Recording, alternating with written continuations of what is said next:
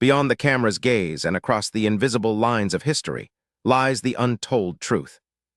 Prepare to witness the extraordinary events and pivotal moments that fundamentally reshaped our modern world. You expect me to believe you earned all that?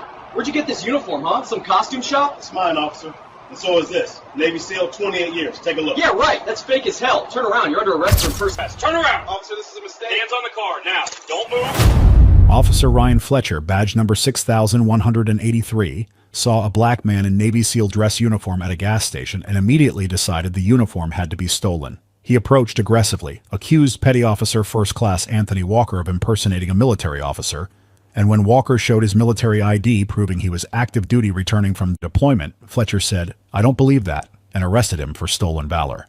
What Fletcher didn't know is that he had just handcuffed a decorated Navy SEAL with 12 years of service who had just returned from a classified combat deployment, that the entire arrest was being captured on gas station security cameras, and that arresting an active duty service member in uniform based on racial bias would trigger a Pentagon investigation, destroy his career, and result in federal criminal charges carrying a mandatory minimum sentence of 58 years in prison. Before we go further, what city or country are you watching from? Drop it in the comments. We love seeing where you're tuning in from. If you believe serving your country in uniform doesn't make you immune to racial profiling, but should make the consequences more severe when it happens, then like this video and subscribe. Petty Officer First Class Anthony Walker had been traveling for 23 hours straight, and all he wanted was to fill up his rental car and drive the last 40 minutes to his home, where his wife and 2 daughters were waiting. At 34 years old, Walker had spent the last 12 years as a Navy SEAL, with the past 8 months deployed to a location he couldn't discuss doing work he couldn't describe. He had landed at the airport 3 hours earlier, cleared customs, picked up his rental car, and was now driving through familiar territory on his way home. Walker wore his Navy dress uniform, the formal blue service uniform that SEALs wore when traveling on official orders. His ribbons were displayed across his chest, including the bronze star with Valor device and the Purple Heart. His SEAL Trident badge gleamed on his left breast, and his rank insignia clearly marked him as a Petty Officer First Class. The uniform was regulation perfect because Anthony Walker had learned during his first days at Bud S that a SEAL's appearance reflected his discipline, and 12 years later, that lesson still held. The gas station was a standard shell on the outskirts of town, well lit and moderately busy with early evening traffic. Walker pulled up to Pump 7, stepped out of his rental car, and began the familiar process of fueling up. He was tired, the kind of exhaustion that came from combat deployments and long flights, but he was also filled with the quiet satisfaction of knowing he would see his family soon. His wife had been sending him countdown texts for the past week, and his daughters had made a welcome home banner that she had sent him pictures of. These were the moments that made the deployments bearable, the knowledge that he was coming home to people who loved him and a country he had sworn to protect. Walker didn't notice the patrol car pull into the gas station until he heard footsteps approaching from behind. He turned and saw a police officer walking toward him with body language that immediately put Walker's training on alert. The officer's posture was aggressive, his hand resting near his duty belt, his expression showing suspicion rather than the respectful curiosity that military members in uniform usually received from law enforcement. "Hey, what are you doing here?" Officer Ryan Fletcher demanded, his tone hostile from the first word. Walker straightened slightly, his military bearing automatic and natural. "Pumping gas, officer. Is there a problem?" Fletcher's eyes moved over Walker's uniform, taking in the navy dress blues, the ribbons, the SEAL Trident, and Walker could see the suspicion deepen rather than fade. Fletcher had been with the local police department for 9 years, and during that time he had accumulated 31 civilian complaints in his personnel file. 24 of those complaints came from black residents who accused him of harassment, excessive force, or racial profiling. Fletcher had made 6 arrests for stolen valor in the past 3 years, and 5 of those arrests had involved black men. 4 of the 5 had turned out to be legitimate service members, but Fletcher had never faced serious discipline for his false arrests. In his mind, he was protecting military honor by stopping people he believed were fake soldiers. In reality, he was acting on racial bias that made him assume black men in uniform couldn't possibly be legitimate. "That uniform," Fletcher said, his voice sharp with an accusation. "Where did you get it?" Walker felt a familiar tightness in his chest, the recognition that this situation was heading somewhere dangerous. "I'm active duty Navy, sir. Petty Officer First Class Anthony Walker." Fletcher's expression showed open disbelief. "Navy SEAL? I don't believe that." Walker kept his voice calm and respectful, the way he had been trained to speak to authority even when that authority was wrong. "Sir, I am a Navy SEAL. How can I help you?" "I need to see your military ID," Fletcher snapped. "Now." Walker reached slowly into his uniform pocket, pulling out his military identification card and his deployment orders. He handed both to Fletcher, watching the officer's face as he examined them. The military ID was official Department of Defense issue, with Walker's photo, rank, service branch, and an identification number that could be verified through military databases. The deployment orders showed that he was returning from an 8-month deployment and was authorized to travel in uniform. Everything was legitimate, official, and easily verifiable. Fletcher studied the documents with obvious skepticism, turning them over as if looking for signs of forgery. This could be fake. A lot of people lie about this stuff. Walker's jaw tightened, but he maintained his composure. "That's a valid military ID, sir. I can verify it through my command if you need additional confirmation." "Where are you coming from?" Fletcher demanded, still holding Walker's identification. "Returning from deployment," Walker said. "I landed at the airport a few hours ago. I'm driving home to my family." "Deployment where?" "That's classified, sir. I can provide you with my command's contact information if you need to verify my status." Fletcher's suspicions seemed to harden into certainty, and Walker recognized the shift in his body language. The officer had decided that Walker was lying, and nothing Walker said was going to change his mind. It was a dynamic Walker had experienced before, though never while in uniform and never to this degree. He had been pulled over for driving in nice neighborhoods, had been followed in stores, had experienced the casual racism that black men in America navigated daily.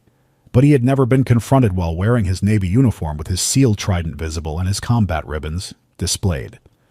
"Step away from the vehicle," Fletcher ordered. "Sir, is there a specific reason you're detaining me?" Walker asked, keeping his hands visible and his voice calm. "I haven't committed any crime." "You're wearing a military uniform that I believe is stolen," Fletcher said. "That's a federal offense. Step away from the vehicle and put your hands behind your back." At the next pump over, a man filling up his truck had stopped and was watching the confrontation with growing concern. Inside the gas station, the attendant had noticed the interaction and was moving toward the window to get a better view.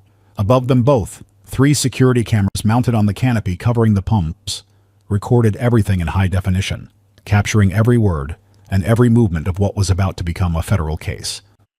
Walker took a slow breath and made a decision.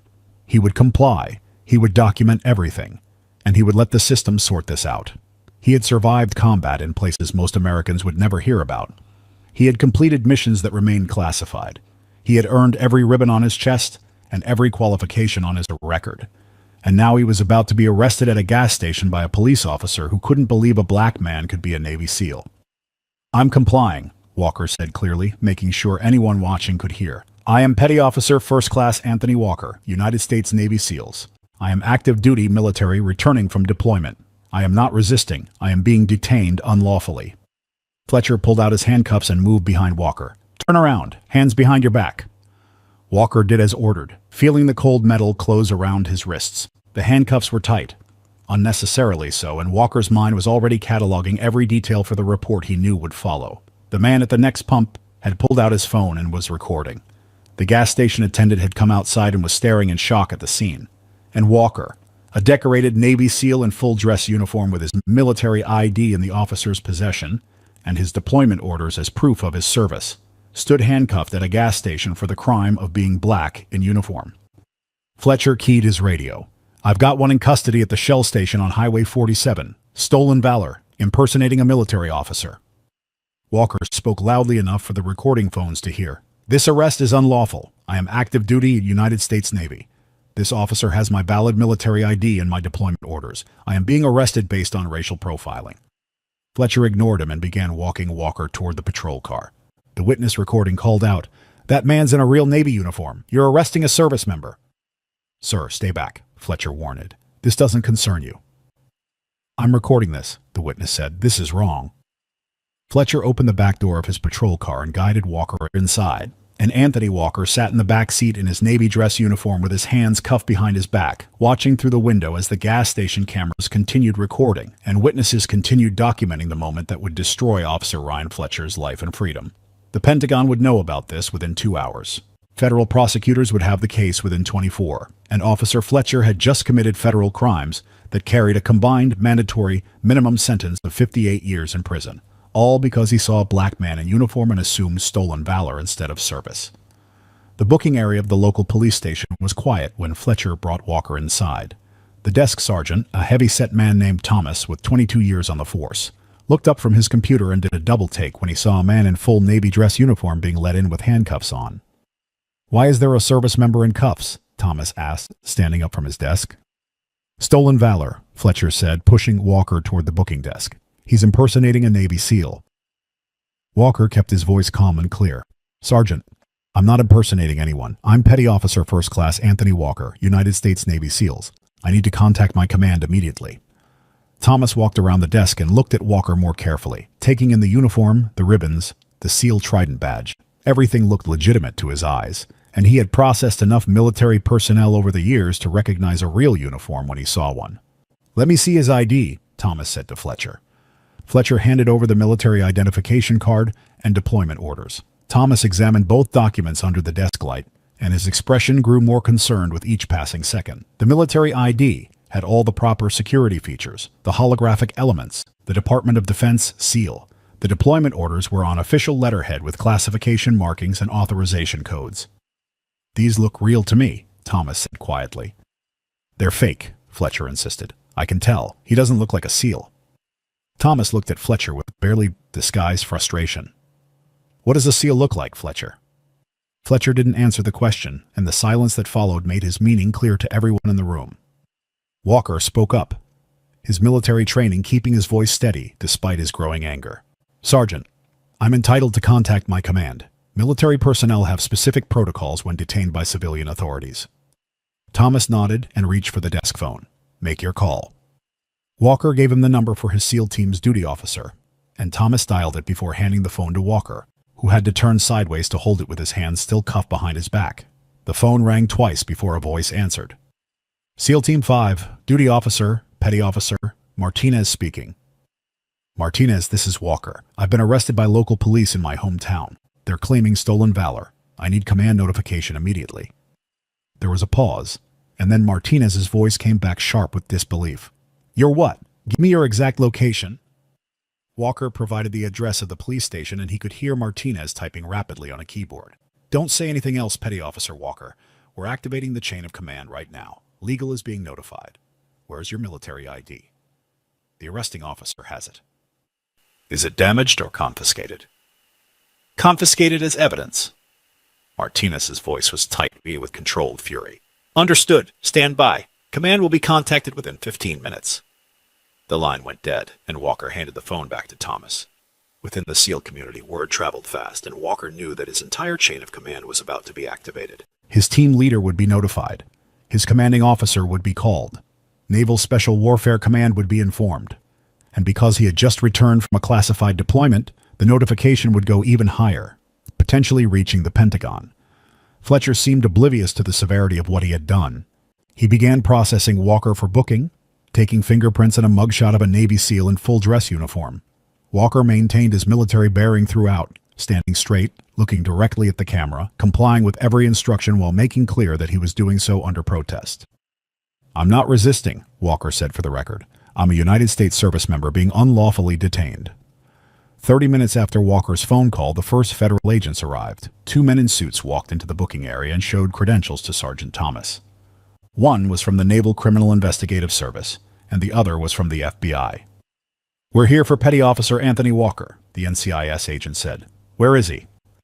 Thomas pointed to the holding cell where Walker sat, still in uniform. The NCIS agent walked over and looked through the bars at Walker, then turned back to Thomas with an expression of cold fury.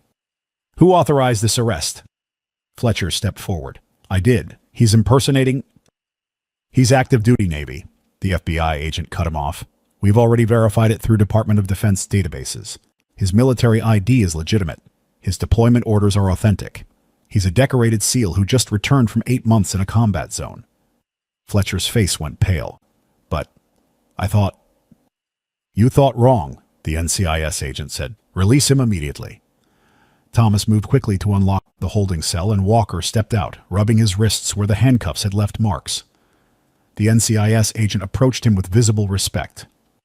"Petty Officer Walker, are you injured?" No, sir, just illegally detained. The FBI agent turned to Fletcher and his voice carried the weight of federal authority. Officer Fletcher, you're under investigation for violating federal statutes protecting military personnel. You arrested an active duty service member without cause. That's a federal crime.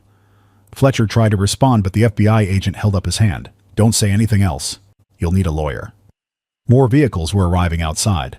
A Navy commander in uniform stepped out of one, and 2 more federal agents emerged from another. The small-town police station was being flooded with federal law enforcement and military personnel, and Officer Ryan Fletcher was beginning to understand that he had just made the biggest mistake of his life. Walker stood in the booking area surrounded by federal agents and his commanding officer, still wearing his Navy dress uniform with the sealed trident gleaming on his chest. And Fletcher stood on the other side of the room, watching his career and his freedom disappear because he had seen a black man in uniform and refused to believe he could be real. The police chief arrived 20 minutes later, called in from his day off because federal agents were occupying his station. Chief Patterson walked into the booking area and stopped when he saw the crowd of federal law enforcement, military officers, and his own sergeant looking deeply uncomfortable. He looked at Walker standing in his Navy uniform, then at Fletcher, then back at the NCIS agent. "Someone want to tell me what's happening in my station?" Patterson asked. The Navy commander stepped forward first. He was a full commander, 05 rank, with his own SEAL trident and combat ribbons displayed. "I'm Commander Stevens, Naval Special Warfare Command. That man in uniform is one of my SEALs. Your officer arrested him for stolen valor." Patterson's face went through several expressions before settling on controlled anger. "Arrested him for what?" "Stolen valor," the FBI agent repeated. "Officer Fletcher saw Petty Officer Walker in uniform at a gas station and decided the uniform must be fake. He arrested him despite being shown valid military ID and deployment orders." Patterson turned to Fletcher. "Is this true?" Fletcher's voice was defensive and shaky. "Chief, he's black. Navy SEALs don't... it didn't seem..." "Finish that sentence," Commander Stevens said, his voice cold as ice. "Please. Finish explaining what Navy SEALs don't look like."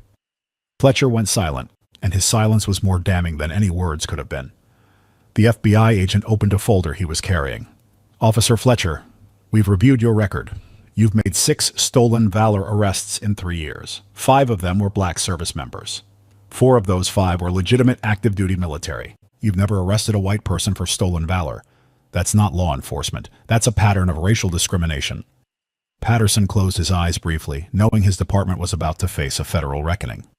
Commander Stevens turned his attention to Walker. "Petty Officer Walker, for the record, can you state your service history?" Walker stood at attention, his military bearing perfect despite everything he had been through. "I enlisted in the United States Navy at age 22. I graduated from basic underwater demolition SEAL training on my first attempt. I've served for 12 years. I have 3 combat deployments to classified locations. I hold a Bronze Star with Valor Device, a Purple Heart, 2 Navy Achievement Medals, and a Presidential Unit Citation. I have top secret security clearance with special access programs. I just completed an 8-month deployment and was traveling home to my family when I was arrested at a gas station." He paused, and when he spoke again, his voice carried the weight of 12 years of service and sacrifice. "I survived Hell Week. I survived combat. I've done missions I can't talk about in countries I can't name. I've carried wounded teammates under fire. I've made decisions that saved American lives. And today I got arrested for wearing my uniform because Officer Fletcher couldn't believe someone who looks like me could earn this trident." Commander Stevens added more context. "Petty Officer Walker didn't just return from deployment. He returned from a direct action mission that I can't discuss in this setting. His team accomplished objectives that will never be public. He's been away from his wife and 2 daughters for 8 months serving his country, and your officer handcuffed him at a gas station." The NCIS agent pulled out another document. "Officer Fletcher, you didn't just arrest a service member. You violated multiple federal statutes. Title 18, Section 1385 of the U.S. Code prohibits interference with military personnel. Title 18, Section 1382 covers interference with military operations. Title 18, Section 242 addresses deprivation of rights under color of law. Each of these carries 10 to 20 years in federal prison." Fletcher's legs seemed to weaken, and he grabbed the desk for support. 20 years? "Each," the FBI agent emphasized. "And because this was racially motivated, the Department of Justice is adding hate crime enhancements. The combined charges carry a mandatory minimum sentence of 58 years. The number hung in the air like a death sentence. Fletcher's mouth opened and closed, but no words came out. The federal prosecutor who had arrived with the last wave of officials stepped forward. Officer Ryan Fletcher, you're being charged federally with 8 counts. The Pentagon requested maximum prosecution. The Secretary of Defense was personally briefed on this case. The Attorney General has authorized special prosecution. You interfered with a Navy SEAL returning from combat operations. The federal government takes that very seriously. Walker looked at Fletcher for the last time, and his voice was quiet but carried through the entire room. I wore this uniform with pride. I earned every ribbon, every qualification, every day of service. I've sacrificed time with my family, missed birthdays and holidays. Put my life on the line in places you'll never see, and you looked at me and saw a criminal instead of a service member. You saw my skin color and decided I couldn't possibly be real. He paused, letting the silence build. I hope that assumption was worth 58 years of your life, Officer Fletcher. Because while you're in prison, I'll be home with my daughters. I'll be serving my country. I'll be wearing this uniform that you couldn't believe I earned. And every SEAL who comes after me will know that the uniform is protected by federal law and that racial profiling has consequences. Commander Stevens put his hand on Walker's shoulder. Let's get you home to your family, petty officer. Walker walked out of the police station surrounded by federal agents and his commanding officer, leaving Fletcher standing in the booking area where his career had ended and his freedom was about to be taken away. The gas station security footage was already being reviewed by federal prosecutors. The witness videos were being preserved as evidence, and Officer Ryan Fletcher's assumption that a black man couldn't be a Navy SEAL was about to cost him everything while the SEAL he arrested went home to the family he'd been away from for 8 months, his honor intact, and his service validated by the full weight of federal law. Officer Ryan Fletcher was indicted on 8 federal charges 6 weeks after arresting Anthony Walker at the gas station. The federal grand jury heard testimony from Walker, watched the gas station security footage, and reviewed Fletcher's history of false arrests targeting black service members. The indictment charged Fletcher with interference with military personnel, deprivation of rights under color of law, false imprisonment of a federal employee, and civil rights violations with hate crime enhancements. Each charge carried between 7 and 15 years in prison. Combined, the mandatory minimum sentence totaled 58 years in federal prison with no possibility of parole. Fletcher's attorney reviewed the evidence and delivered devastating news. The gas station video showed everything. Fletcher approaching with hostility, Walker showing valid military ID, Fletcher saying, "I don't believe that," despite seeing official Department of Defense credentials. The arrest of a man in full military uniform. The witness recordings captured Fletcher's dismissive attitude toward a decorated SEAL. Most damning was Fletcher's own statement to the police chief about why SEALs don't look like Walker. The case was indefensible, and fighting it would only make the sentence worse. Fletcher rejected a plea deal that would have reduced his sentence to 25 years. He insisted on going to trial, convinced a jury would understand he was just doing his job. The trial lasted 2 weeks. Federal prosecutors brought in military experts who verified Walker's credentials, explained the significance of the SEAL trident and combat ribbons, and described the rigorous selection process that only 3 out of 10 candidates survive. Walker testified in his dress uniform, describing his 12 years of service, his combat deployments, and the humiliation of being arrested while wearing the uniform he had earned through blood and sacrifice. The prosecution played the gas station footage on a loop. The jury watched Fletcher approach Walker with immediate suspicion, saw Walker comply with every request, heard Fletcher dismiss valid military identification. They saw a Navy SEAL in full dress uniform being handcuffed and arrested for the crime of being black. The defense tried to argue Fletcher had reasonable suspicion, but the prosecution showed his pattern. 6 stolen valor arrests, 5 black service members, 4 legitimate. The racial bias was undeniable and documented. The jury deliberated for 6 hours and found Fletcher guilty on all 8 counts. At sentencing 3 months later, the federal judge reviewed Fletcher's record and the impact statements. Walker's wife described their daughters asking why police arrested Daddy when he came home from protecting America. Commander Stevens submitted a letter explaining how Fletcher's actions damaged trust between military members and law enforcement. The Secretary of Defense sent a statement emphasizing that attacks on service members would be prosecuted to the fullest extent of federal law. The judge sentenced Fletcher to the mandatory minimum of 58 years in federal prison. At 37 years old, Fletcher would be 95 if he served the full sentence. His wife divorced him before the trial ended. His 2 teenage sons stopped visiting him in jail after the conviction. He lost his home, his pension, and any hope of freedom. He became a cautionary tale in law enforcement training programs nationwide, the officer who let racial bias destroy his life by arresting a Navy SEAL. The Department of Justice used Fletcher's case to launch investigations into police departments with patterns of discriminatory enforcement. 17 other officers across the country faced federal charges for similar conduct after the precedent Fletcher's case established. New federal guidelines required law enforcement to accept a military identification without question and establish criminal penalties for interfering with service members based on racial profiling. Anthony Walker returned to active duty after a brief leave to spend time with his family.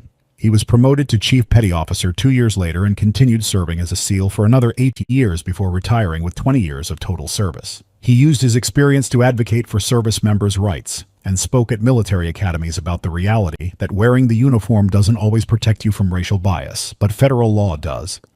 5 years after the gas station arrest, Walker had transitioned to civilian life and was working with veterans organizations.